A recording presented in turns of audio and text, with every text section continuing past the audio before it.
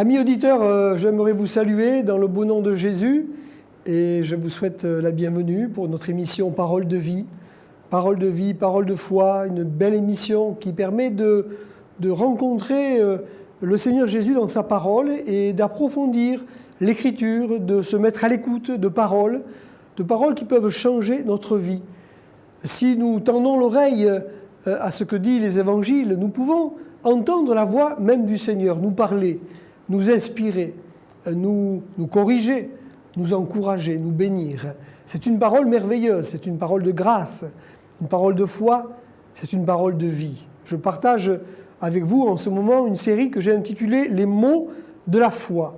Ce sont des paroles de Dieu qui créent la foi dans nos cœurs pour répondre à des besoins particuliers. Ce sont des paroles que Jésus a dites à des personnes qui peuvent avoir une incidence sur nos propres vies aujourd'hui si nous les recevons par la foi. Tout ce qui est écrit l'a été pour notre instruction.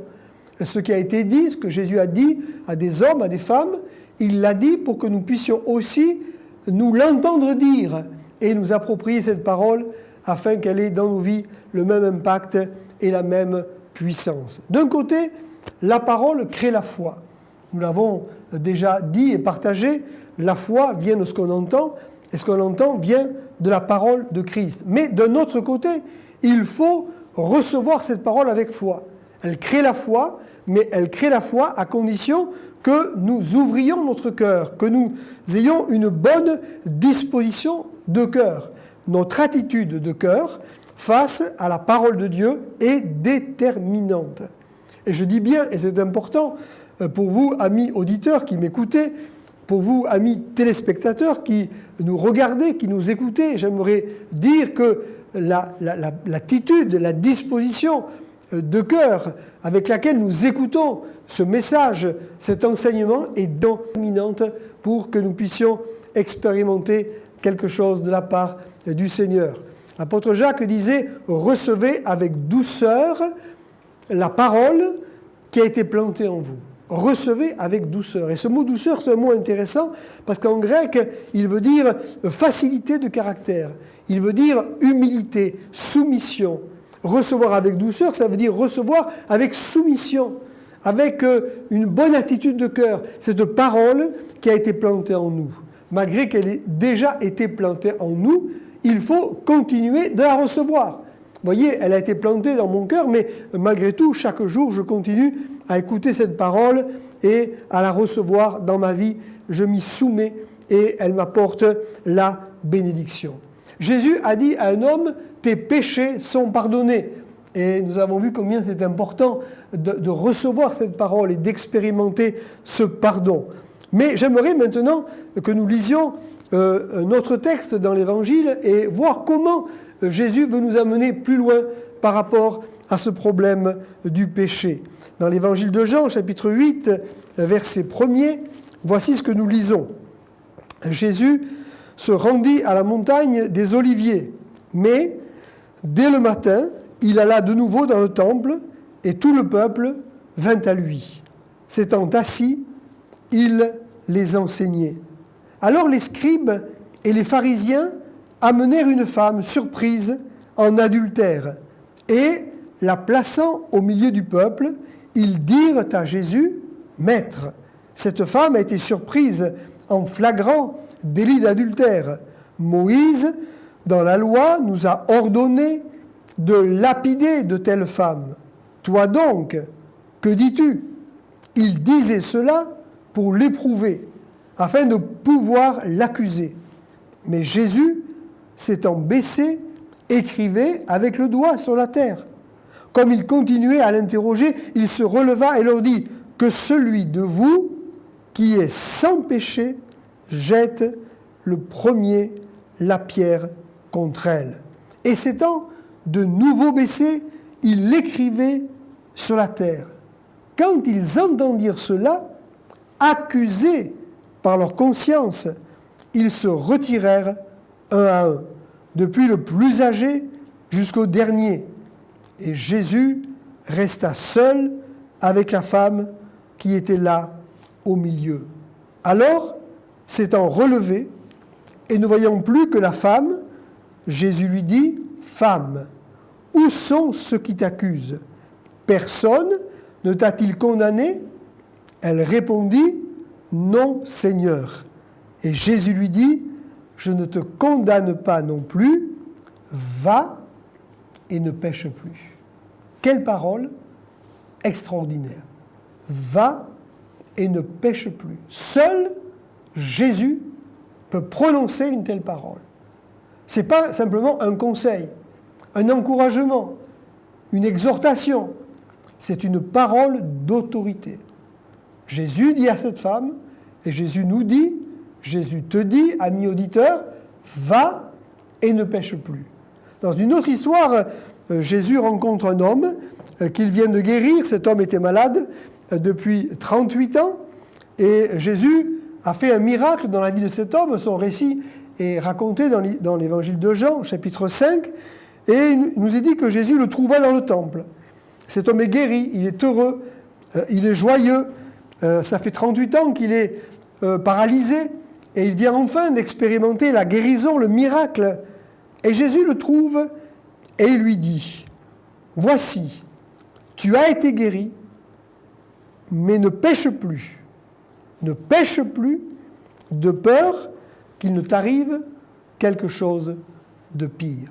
Ne pêche plus de peur qu'il ne t'arrive quelque chose de pire. » Que pouvait-il arriver à cet homme de pire que de passer 38 ans dans la maladie, 38 ans d'infirmité, 38 ans sur un grabat au milieu d'autres malades, 38 ans de vie misérable? Que pouvait-il arriver cet homme de pire?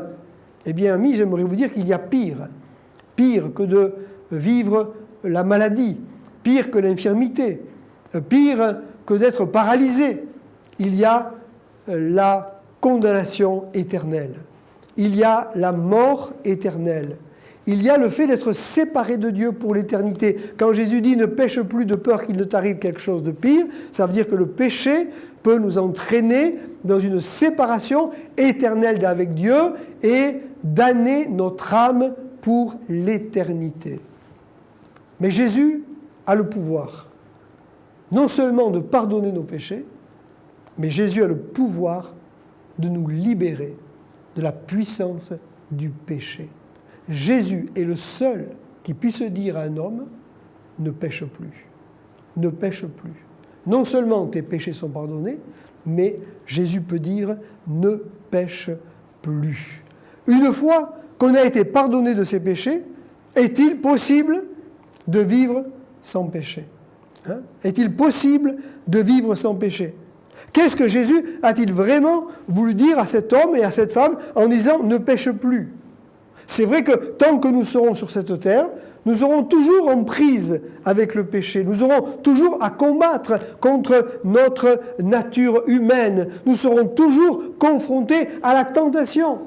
Et la question que nous pouvons nous poser aujourd'hui, c'est: est-il vraiment possible de vivre une vie sans péché? Alors j'aimerais relever plusieurs choses dans cette parole de Jésus, ne pêche plus. D'abord, il me semble qu'il y a de la part de Jésus la volonté de créer en nous un changement de mentalité. Un changement de mentalité. Avant de rencontrer le Seigneur, nous avons pratiqué le péché. Et nous l'avons pratiqué comme quelque chose de naturel, quelque chose d'inhérent à notre nature humaine. Le péché nous a dominés. J'oserais dire, il a régné sur nous. Mais notre rencontre avec le Seigneur nous a fait prendre conscience de la notion de péché, de la gravité du péché, de la souillure du péché et des conséquences du péché. Un jour, l'apôtre Pierre s'est retrouvé dans une situation dans laquelle il a réalisé la grandeur du Seigneur. Pierre est là sur les bords du lac de Galilée. Jésus l'invite à aller pêcher alors que Pierre a déjà pêché toute la nuit sans rien prendre. Et puis Pierre va jeter le filet et là un miracle va se produire. Le filet va se remplir de telle manière que les barques même vont s'enfoncer dans l'eau. Et la Bible dit que quand il vit cela, Simon-Pierre tomba aux genoux de Jésus et dit, « Seigneur, retire-toi de moi, parce que je suis un homme pécheur. » L'épouvante l'avait saisi, lui et tous ceux qui étaient avec lui à cause de la pêche qu'ils avaient faite. Devant le miracle extraordinaire que Pierre vient de vivre, tout d'un coup, Pierre prend conscience de son état de pécheur. Il prend conscience de la sainteté du Seigneur Jésus. Devant le miracle, devant la puissance de Dieu, Pierre tout d'un coup est comme dévoilé face à lui-même, face à son propre cœur. Il dit « Retire-toi de moi, Seigneur, parce que je suis un homme pécheur. » Peut-être que jusqu'à ce jour-là, Pierre n'avait jamais vraiment réalisé son état de péché.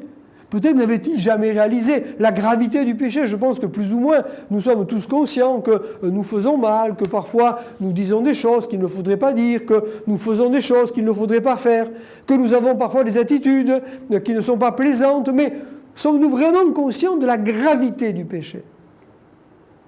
Ce jour-là, Pierre a été conscient. Il y a eu comme un changement de mentalité. « Retire-toi de moi, je suis un homme pécheur. Je prends conscience de ce que je suis et de la gravité du péché. » Bien avant lui, un homme qui s'appelle Ésaïe aura une révélation du Seigneur et verra le Seigneur dans sa gloire, aura une vision de la majesté, de la gloire de Dieu. Il verra le Seigneur assis sur un temple élevé, et puis il verra des anges dans le ciel criant « Saint, Saint, Saint », et le Seigneur, la terre entière est remplie de sa gloire. Le temple, sous les yeux d'Ésaïe, va se remplir d'une nuée extraordinaire.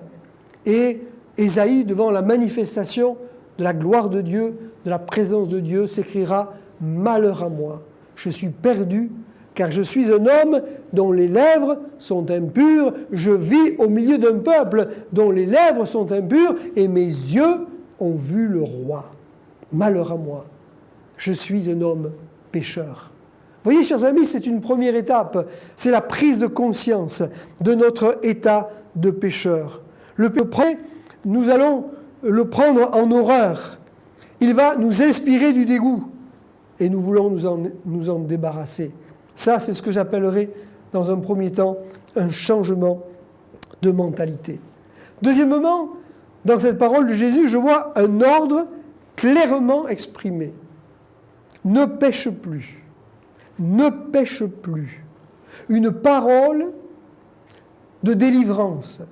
Une parole qui a le pouvoir, qui a l'autorité de libérer, de briser le pouvoir du péché, de nous amener, de nous aider à un changement de comportement. Non seulement un changement de mentalité, mais un changement de comportement. Ne pêche plus, ça veut dire arrête d'agir comme tu agis. Change ta manière de te comporter. Change ta manière de parler. Ne pêche plus. La parole de Jésus est claire. Et ce que Jésus veut nous faire comprendre, c'est qu'on ne peut pas être chrétien et continuer à pécher.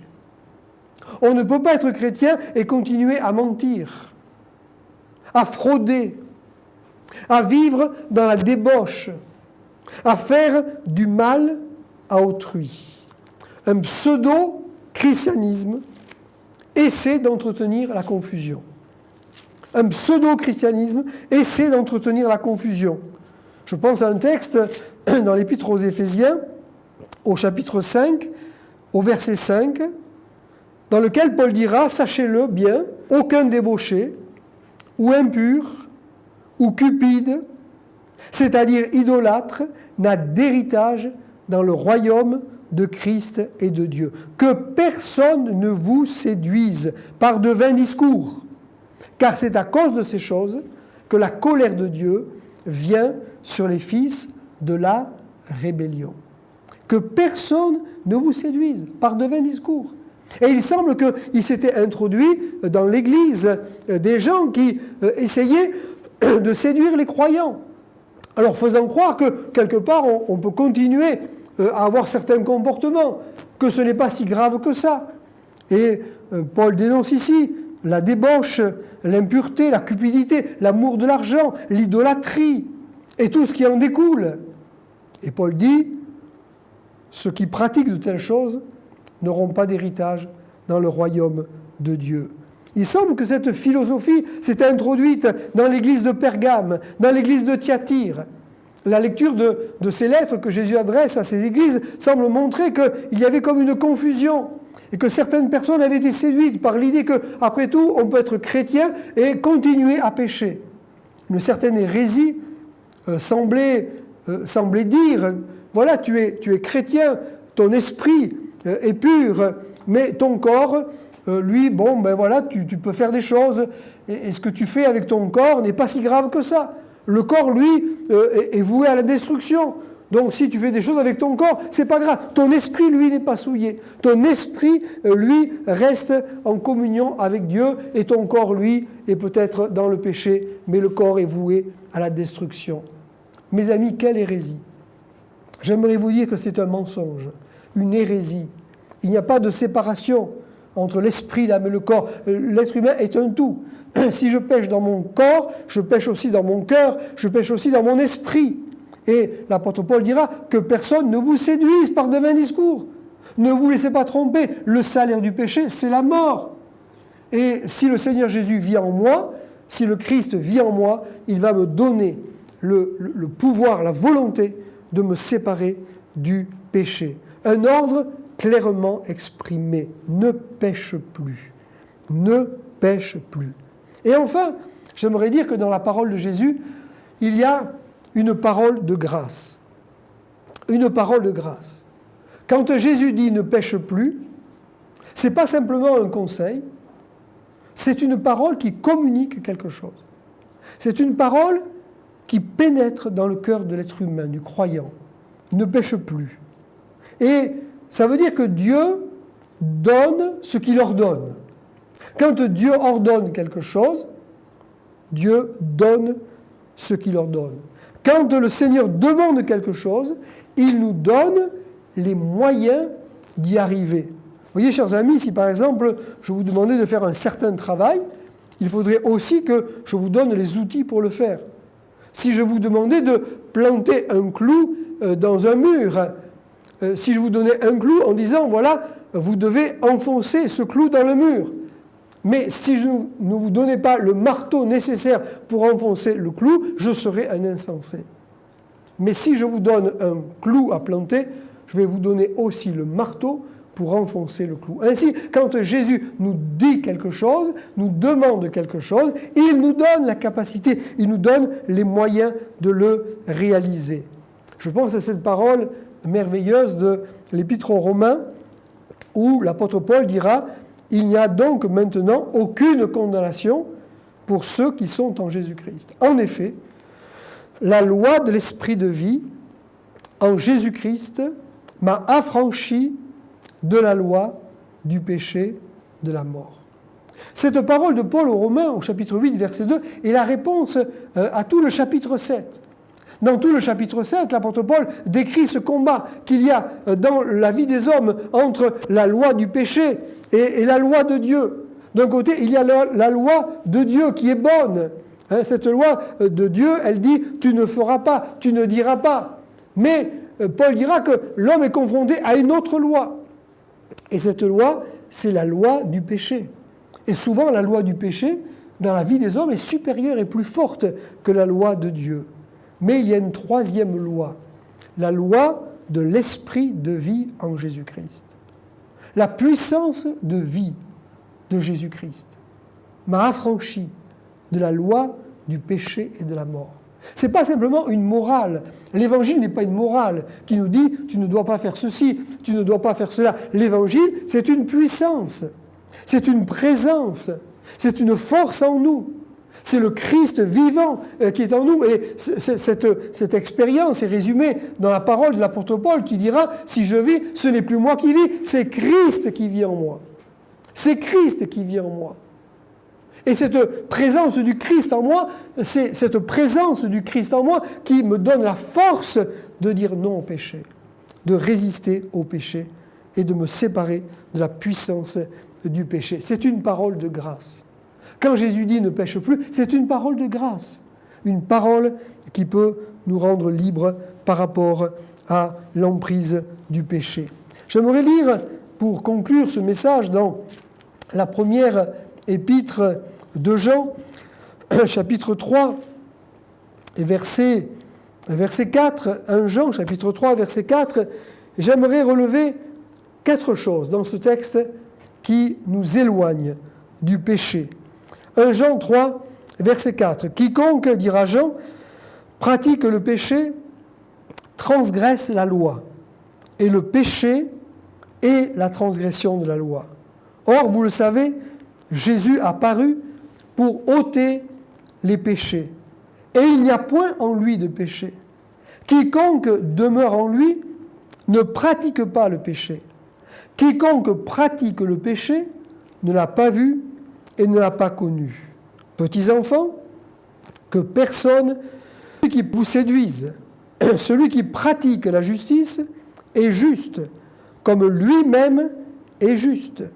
Celui qui pratique le péché est du diable, car le diable pêche dès le commencement. Le Fils de Dieu a paru afin de détruire les œuvres du diable. Quiconque est né de Dieu ne pratique pas le péché, parce que la semence de Dieu demeure en lui, et il ne peut pécher parce qu'il est né de Dieu. C'est par là que se font connaître les enfants de Dieu et les enfants du diable. Quiconque ne pratique pas la justice n'est pas de Dieu, ni celui qui n'aime pas son frère. Donc très rapidement et très simplement, 4 choses qui nous éloignent du péché. Premièrement, la chose qui nous éloigne du péché, c'est la nouvelle naissance. Quiconque est né de Dieu ne pratique pas le péché. La nouvelle naissance. Et la nouvelle naissance, je viens de le dire, c'est la vie de Christ en moi. C'est une vie nouvelle. Ma nature humaine m'a fait hériter de mes ancêtres, de mes pères, une vie corrompue, une vie souillée. Mais ma nouvelle naissance m'a fait hériter de Dieu mon Père une vie nouvelle, une puissance de vie, une force de vie. Ce Christ vivant qui vit dans mon cœur, c'est lui qui me rend capable de ne plus pécher. La nouvelle naissance. Jean dit ceci, parce que la semence de Dieu demeure en lui. Il ne pratique pas le péché, parce que la semence de Dieu demeure en lui. Et il ne peut pécher parce qu'il est né de Dieu. Donc la nouvelle naissance, et ensuite la semence de Dieu. La semence de Dieu, c'est la parole de Dieu. La parole de Dieu. Semence de Dieu. Et voyez-vous, chers amis, c'est comme un terrain. Si dans un terrain, vous ne faites rien, si vous avez un peu de terre, vous avez remarqué que si on ne fait rien, qu'est-ce qui pousse dans un terrain? Il pousse des mauvaises herbes, il pousse des ronces, des épines, mais rien de bon. Mais si tu veux, dans ton terrain, de bons fruits, de bons légumes, de belles choses, il faut mettre de la bonne semence. Eh bien, cette bonne semence, c'est la parole du Christ, c'est la parole de Dieu. C'est elle, cette parole, qui va mettre en nous des fruits nouveaux, des attitudes nouvelles, des comportements nouveaux. Celui qui a la semence dans son cœur va maintenant changer de comportement. La semence de Dieu demeure en nous. Au verset 6, l'apôtre Jean dira « Quiconque demeure en lui ne pratique pas le péché ». Celui qui demeure en lui ne pratique pas le péché. Et ça, c'est la communion avec le Seigneur. Demeurer en Christ, notre relation, notre communion avec le Seigneur Jésus. Et enfin, quatrièmement, petits enfants, que personne ne vous séduise, celui qui pratique la justice est juste comme lui-même est juste. La justice, c'est tout simplement ce que Dieu attend de nous. Voilà ce qui nous éloigne du péché. Ne pêche plus. Ne pêche plus. Pendant les quelques années de ministère passées, j'ai eu la joie de baptiser un certain nombre de personnes et je peux dire que j'ai vraiment vu des changements extraordinaires. J'ai eu l'occasion de baptiser des personnes qui étaient des prostituées, qui ont changé de vie. J'ai eu l'occasion de baptiser des personnes qui étaient en prison, des délinquants, des dealers, des vendeurs de drogue. Et j'ai vu des changements radicaux dans leur vie. J'ai vu se convertir des hommes, des femmes qu'on pourrait dire être des grands pécheurs. Mais j'ai vu aussi que la puissance de l'Évangile les a libérés du pouvoir du péché. J'ai eu la joie de baptiser des alcooliques. Je me souviens d'un homme qui buvait 2 litres d'alcool par jour et qui avait détruit sa vie et qui faisait vivre une vie d'enfer à son entourage. Mais un jour, le Christ l'a libéré et plus jamais il n'a touché une goutte d'alcool. Chers amis, il y a une puissance dans l'Évangile. Jésus dit « ne pêche plus ». Et il a le pouvoir de te libérer du péché. Alors, bien sûr, il nous arrive malgré tout parfois d'avoir des moments de faiblesse, mais il y a une parole merveilleuse dans l'Évangile de Jean qui dit « Je vous écris ces choses afin que vous ne péchiez point. Et si quelqu'un a péché, nous avons un avocat auprès du Père, Jésus-Christ le juste. Il est lui-même une victime expiatoire pour nos péchés, et non seulement pour les nôtres, mais aussi pour ceux du monde entier. Amis, soyez bénis, et que la parole de Dieu soit parole de vie et parole de foi en vous. Ne pêche plus. Amen.